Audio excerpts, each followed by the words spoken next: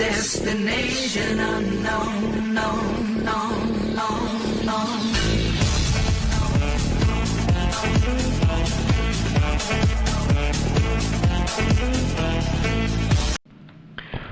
Ciao a tutti Piedroli, eccomi di nuovo qua. Allora, praticamente adesso farò una bella partita di multigiocatore di Warcraft, vi farò vedere. Ma non è fine a far vedere quanto sono bravo, ma è solamente per farvi vedere la mia strategia che utilizzo con i non morti contro gli orchi, visto che non ho mai messo un 1 vs 1 contro un orco.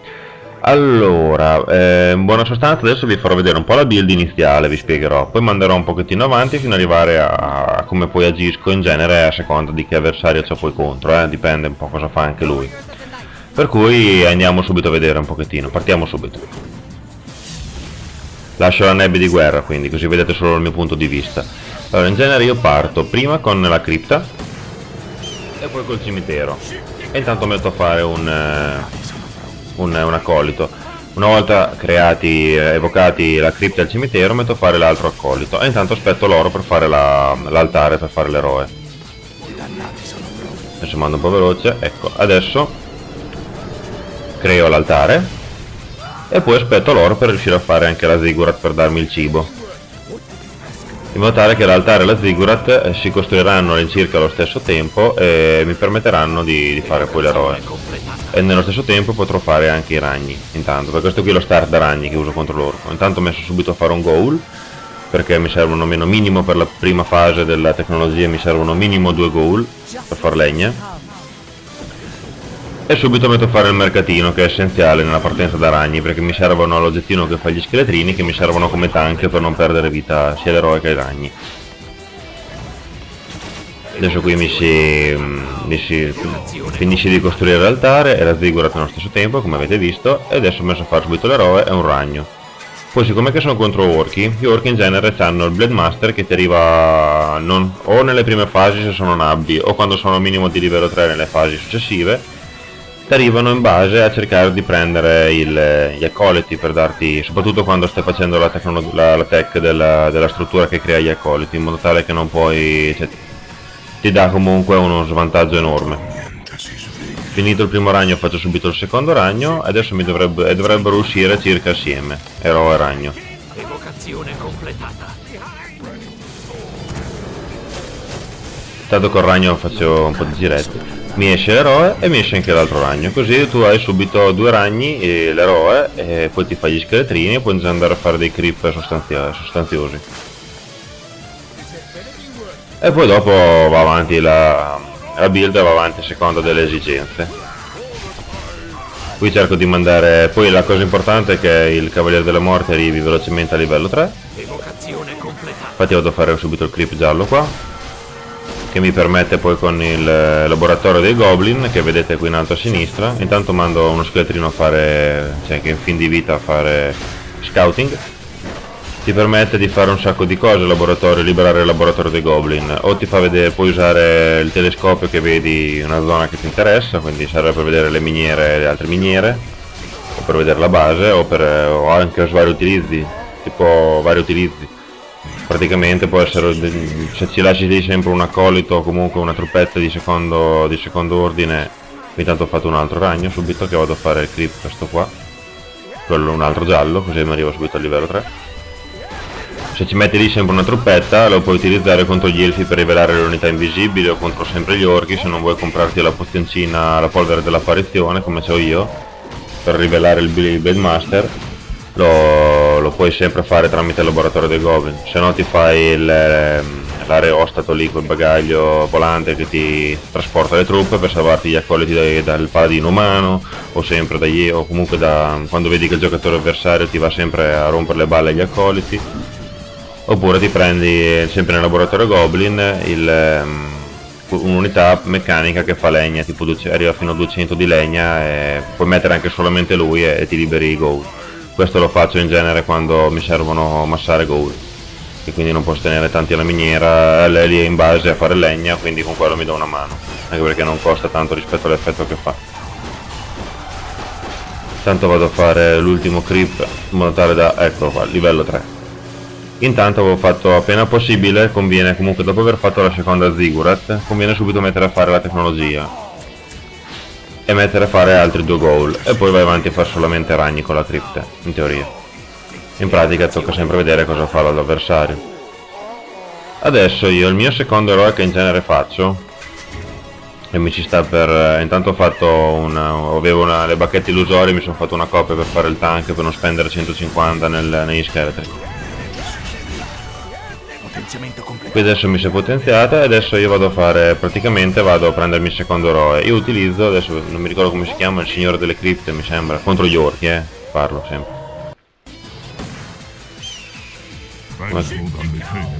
Signore delle cripte, lo utilizzo perché scelgo lui, perché gli orchi, avendo solamente loro, sono basati sulla forza bruta, quindi hanno degli attacchi molto potenti e soprattutto Blade Master arriva a togliere veramente tanto.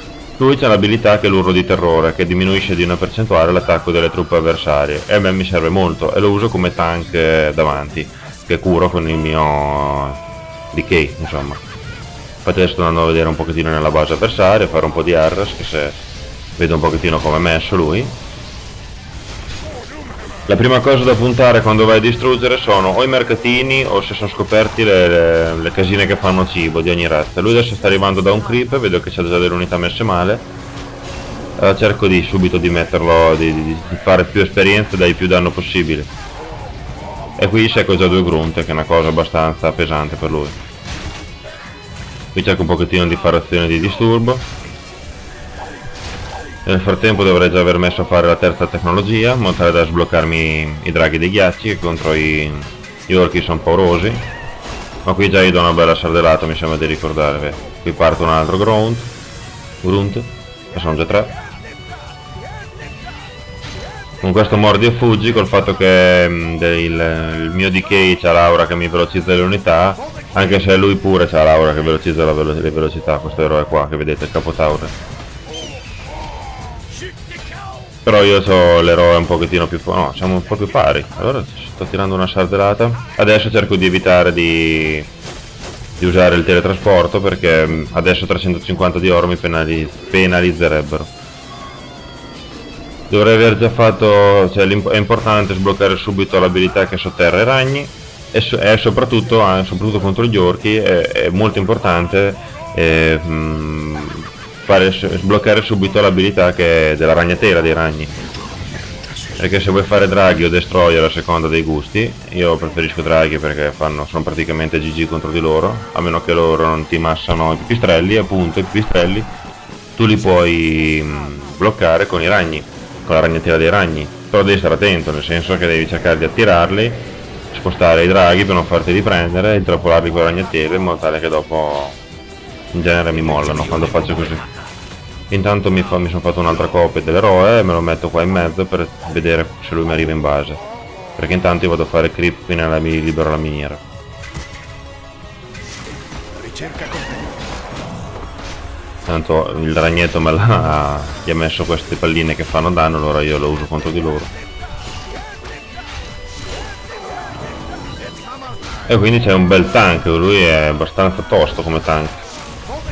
Assorbe molti danni, poi adesso io quando arrivo al tier 3 in genere mi faccio il Lich con l'armatura dei ghiacci e quando arrivo lì l'orco è abbastanza in pericolo perché proprio smorzo la forza che ha, l'unica abilità che ha forte praticamente. Adesso vedremo infatti, perché abbinato all'urlo di terrore suo del Creep Lord praticamente ci mettono molto. Poi soprattutto adesso io prendo con il mio Lich, prendo l'oggettino che annulla le difese, quindi altra cosa che annullo degli orchi, che è molto importante. E poi altra cosa importante è bisogna sempre tenere d'occhio le retrovie mentre vai a fare i creep, perché se adesso mi beccano da dietro sono cazzi. Io per quello che ho messo quella truppetta, la mia copia dell'eroe qua, in modo tale da riuscire a vedere se lui mi arriva da dietro, anche se poi c'è il rischio che mi arrivi da un'altra parte. E mi sembra di ricordare che succede, però mi sembra che infatti vedete che mi arriva da dietro, non so come mi ha fatto vedere ma mi sta arrivando da dietro. Quindi io cosa faccio? Subito vado via col teletrasporto perché mi ha chiuso, non posso scappare, non riesco comunque a seccargli un grunt in ogni caso. E adesso una volta che faccio i draghi praticamente GG. Adesso mi sono fatto anche la torrettina per curarmi e riabilitare il mana degli eroi, che c'è da dire una cosa, che i non morti praticamente, per non renderli overpower, nel loro mercato, che è questo qua, non hanno nessun oggettino, a meno che la pozione, ma che costa un bordello per quello che per il mana che ti dà, non hanno nessun oggettino tier 1 che ti riabilita il mana, che ti ristabilisce il mana, insomma. E quindi bisogna stare attenti a utilizzare il coil, che sarebbe la cura del Cavaliere della Morte, perché fai presto a rimanere senza mana. Però hanno aggiunto le torrettine nel Frozen Throne, qui adesso mi sta arrivando in base, ma mi sa che adesso lo mando subito a far benedire. Ristabilisco un attimo l'esercito, perché devi sempre mettere davanti, in genere dovresti stare attento anche al tuo decay. Tanto morto anche un'altra truppa sua, qui ne muore un'altra, adesso lui mi sa che concepisce che è messo male, adesso scappa via, lui mi trasforma l'eroe, io lo curo, vedete che adesso cioè, non va giù più con l'armatura, e qui praticamente non ho perso nulla. Questa è la mia tattica che utilizzo, che proprio li sodomizzo dagli orchi. In genere vincevo anche contro orchi che erano più abili di me con questa tattica qua, perché non se l'aspettano in molti. Aspetto di riprendere, vendo un po' di oggettini per riprendermi il teletrasporto e vado a dargli il colpo di grazia. Tanto questo mi sto creando il draghino, uno l'ho già creato, e adesso in genere gli orchi, quelli bravi, li hanno già fatti. Quelli meno bravi, quando cominciano a capire che posso fare i draghi, cominciano a fare i pipistrelli, quelli che si autodistruggono contro le unità aeree, che sono devastanti. Adesso vado in base a vedere un pochettino, qui adesso lui mi vede, batte subito ritirato, vedete che li ha già fatti, sono quelli lì, questi bagaglini qua. Uno singolo non serve a niente perché assorbono parecchi draghi, quindi me lo curo subito e buona lì. Qui dovrei riuscire a seccargli l'eroe, se non mi ricordo male. Allora, vedete, in questo modo qua io mando a cagare i pipistrelli. Adesso quello non l'aveva guardato, poteva mandarmelo subito addosso al mio draghetto. E qui ormai lo è perso, cioè, ma aveva già perso dall'inizio. Adesso per un intenditore, quando ho visto la prima volta che sono andato in base, aveva già capito chi aveva vinto. Che seccare 3 grunt un orco ai primi al tier 1, infatti gli dico GG. Lui adesso mi dice di no, però non capisco perché sicuramente lui mi stava facendo delle espansioni, ma ormai è andata. Adesso cerco di seccare piano piano tutto quello che serve per fare unità, stando attento, sempre prudente. Però questa combinazione di eroi e questa combinazione di unità contro gli orchi sono fatali. L'unica cosa che può fare un orco contro questa tattica qua è innanzitutto giocare meglio i pipistrelli, cercare di nasconderli, non farli vedere, utilizzarli di sorpresa. E secondo, farsi delle truppe di supporto che sono i sciamani, i sacerdoti, i tauren sciamani, non so come chiamarli, che hanno praticamente un dispel, un'antimagie ad area, e quindi aspetta un attimo che utilizzo l'urlo e loro mi tolgono l'effetto tramite le loro abilità. L'unica cosa che può fare, però deve essere bravo a farlo, perché io ovviamente cercherò di beccare subito innanzitutto quell'unità lì, infatti adesso mi dice GG. E qui vinco, quindi dicevo, io cercherò subito di seccare quelli con gli attacchi magici e comunque concentrando il fuoco sopra gli sciamani, poi uso il terrore e poi dopo non c'è più niente da fare. L'avversario, avevo già fatto un altro paio di partite, avevo sempre vinto, non era debole, però comunque questa partita qui proprio si rispecchia la mia tattica che utilizzo contro gli orchi. Lui non ha usato la solita strategia che usano gli orchi, ovvero Blade Master e Arras continuo, ovvero disturbo continuo.